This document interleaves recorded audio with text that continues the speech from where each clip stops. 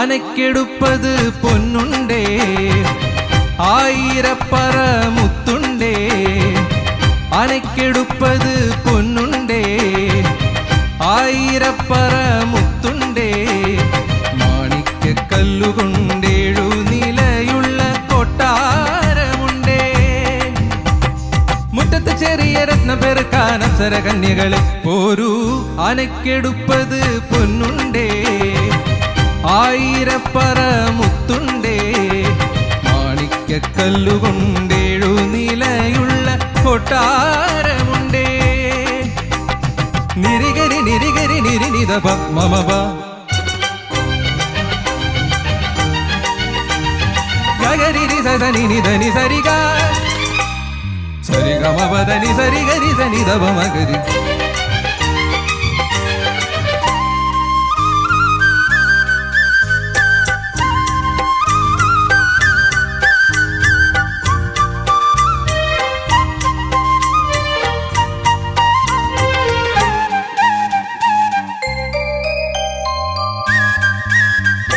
മുത്തുക്കുടയുടെ കീഴിൽ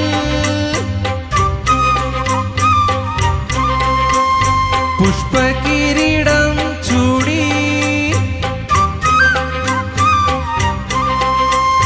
മുത്തുക്കുടയുടെ കീഴിൽ പുഷ്പകിരീടം ചൂടി പത്തരമാറ്റുള്ള പട്ടുകസവു കൊണ്ടുത്തരീയം ചുറ്റി പത്തരമാറ്റുള്ള പട്ടുകസവു കൊണ്ടുത്തരീയം ചുറ്റി നീ വരുമീ വഴി പൂവിതറുന്നത് തങ്കക്കിനാവോ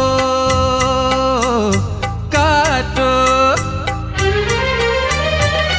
അനക്കെടുപ്പത് പൊന്നുണ്ടേ ആയിരപ്പറ മുത്തുണ്ടേ മാണിക്യക്കല്ലുകൊണ്ടേഴു നിലയുള്ള കൊട്ടാരമുണ്ടേ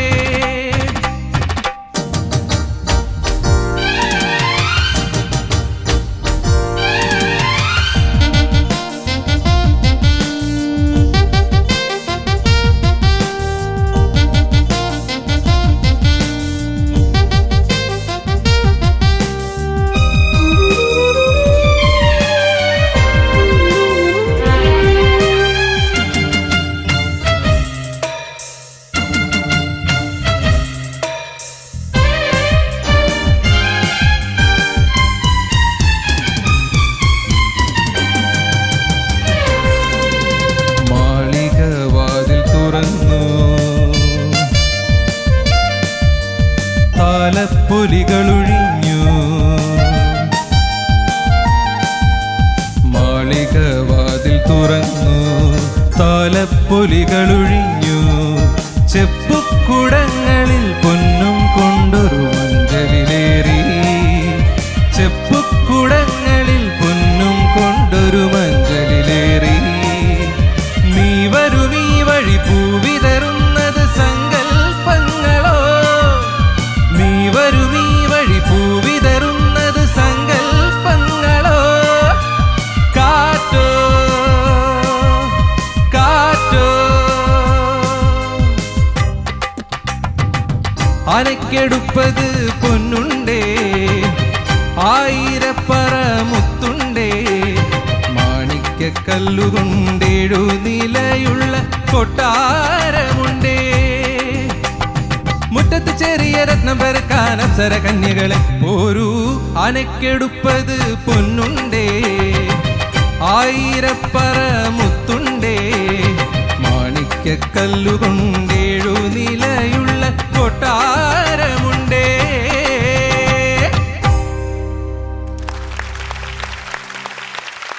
Rahul, happy Christmas. Happy Christmas to you. Thank you. എങ്ങനെ തോന്നി പാടിയിട്ട്?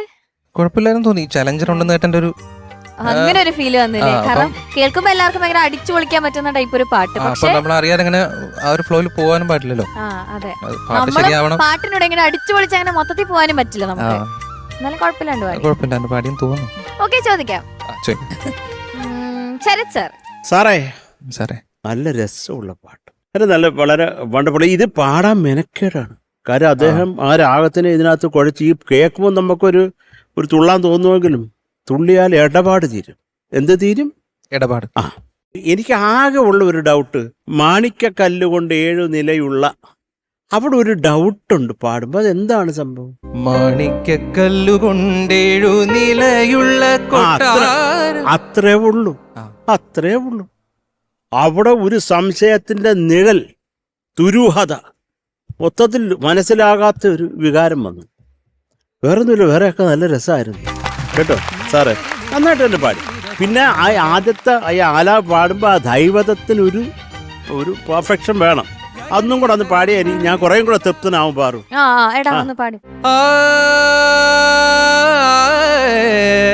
ആ ദായുടെ കാര്യം ഞാൻ പറഞ്ഞ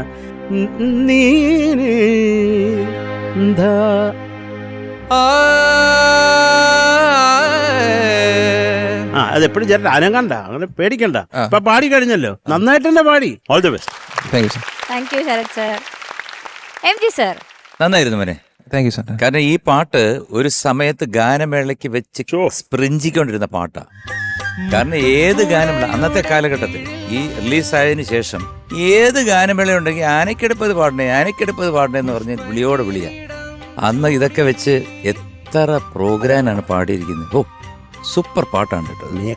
ഒരു ക്ലാസിക്കൽ ബേസ് ആണ് ഇതിന്. അതാണ് രവീന്ദ്രൻ മാഷ് അടിപൊളി ചെയ്തു കഴിഞ്ഞാലും അതിനകത്തൊരു കഴമ്പുണ്ട്. അല്ലാതെ വെറുതെ ചുമ്മാ എന്തെങ്കിലും ചെയ്ത് വെക്കുകയല്ല. കാരണം ഇപ്പോഴും ഒരുപാട് ഫാസ്റ്റ് നമ്പേഴ്സ് വരുന്നുണ്ട്. പക്ഷേ ആ ഫാസ്റ്റ് നമ്പേഴ്സിന് ലൈഫ് ഇല്ലാത്തതിന്റെ കാര്യം എന്ന് വെച്ച് കഴിഞ്ഞാൽ അതിനകത്തൊരു എന്താ പറയുന്ന ഒരു ശാസ്ത്രീയപരമായിട്ടുള്ള ഒരു കുറച്ച് ടച്ചസ് കൊടുത്തു കഴിഞ്ഞാൽ അത് നിൽക്കും. ഇപ്പം പട്ട അഭിഷേകം ദിനവും പട്ട കൊണ്ട് അതിപ്പോഴും ദക്ഷിണാമൃതസ്വാമി ചെയ്തതാണ്. അതിപ്പോഴും നിൽക്കുന്ന ലിറിക്സ് ഒക്കെ അങ്ങനെയൊക്കെയാണ്. പക്ഷെ എങ്കിലും ആ രാഗത്തിന്റെ ഒരു വെയിറ്റാണ് ആ പാട്ടിനെ പിടിച്ചു നിർത്തുന്നത്. അപ്പം your selection is very good.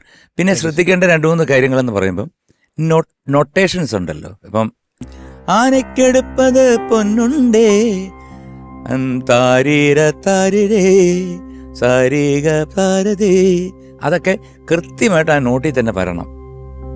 പല സ്ഥലങ്ങളിൽ അത് ഇപ്പം മുത്തുക്കൂടയു സാരിക സാരി, അപ്പൊ അത് കൃത്യമായിട്ട് അതിൽ തന്നെ വരണം. കുറേ പോർഷൻസ് മനോഹരമായിരുന്നു. ചിലയിടത്തൊക്കെ ഇപ്പൊ അണ്ണാച്ചി ഞാനും ഒക്കെ ഒരേ രീതിയിൽ തന്നെയാണ് കണ്ടിരിക്കുന്നത്, പോയിരിക്കുന്ന സ്ഥലമൊക്കെ. നന്ദി, നമസ്കാരം രാഹുൽജി. രാഹുൽ ചേച്ചി നന്നായി പാടി. എനിക്ക് രാഹുലിന്റെ ഈ പഴയ പെർഫോമൻസിലൊക്കെ എപ്പോഴെങ്കിലും ഒരു ടെൻഷൻ കൂടെ കൊണ്ട് നടക്കും. നിഴല് പോലെ ഒരാള് സൈഡിലുണ്ടാവും ടെൻഷൻ. ഇന്ന് അത് വലുതായിട്ട് തോന്നിയില്ല. കാരണം വോയിസിനൊരു പവർ ഉണ്ടായിരുന്നു, ഒരു ഗെയിൻ ഉണ്ടായിരുന്നു. അപ്പൊ കേൾക്കാൻ ഞാൻ ആദ്യം രാഹുൽ വന്ന സമയത്തെ നോട്ട് ചെയ്ത ഒരു കാര്യമാണ് ശബ്ദം. നല്ല ശബ്ദമാണ് രാഹുലിന്റെ. എനിക്കും ഒരുപാട് ഇഷ്ടമുള്ളൊരു പാട്ടാണ്. എസ്പെഷ്യലി ഇത് നമ്മളെല്ലാരും നമ്മുടെ ടീം മൊത്തം ഇവിടെ ഇരുന്നിട്ട് ആനക്കെടുപ്പത് എന്ന് വരുമ്പം ഡാൻസാ. അത് നല്ലൊരു സെലക്ഷൻ, ഒരു ഓളം ഉണ്ടാക്കി, ഗംഭീരായിരുന്നു. എനിക്ക് ആ ഒരു ഇത് എന്താ പറയാ, ഇതിനകത്ത് ചെറിയൊരു വെള്ളി അടിച്ച സമയത്ത് മൈൻഡ് വല്ലാണ്ട് അങ്ങോട്ടൊരു സ്ക്രാച്ച് പോലെ വന്നു അല്ലേ? ഞാൻ വിചാരിച്ചു ആ സമയത്ത് ഇനി ഒന്നും പതറല്ലേ എന്ന് വിചാരിച്ചു. ഭാഗ്യത്തിന് അത് അങ്ങ് മറന്ന് മുന്നോട്ട് പോയി. സ്റ്റേജില് ചെറുപ്പം തൊട്ടേ വെള്ളി ഇങ്ങനെ വീണിട്ടേ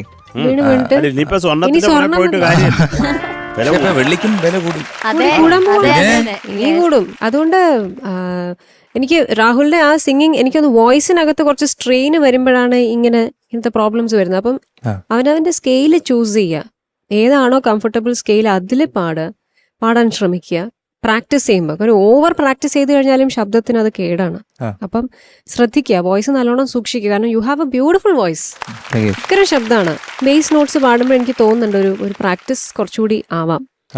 okay, God bless you, merry Christmas. അപ്പൊ മാർക്സ് ചോദിക്കാം. Okay, MG sir 8.8. Sharath sir merry Christmas. Okay, thank you sir. ചേച്ചി രാഹുൽ ഈ പെർഫോമൻസിന് 8.7. താങ്ക് യു ചേച്ചി. Okay, so total 17.5.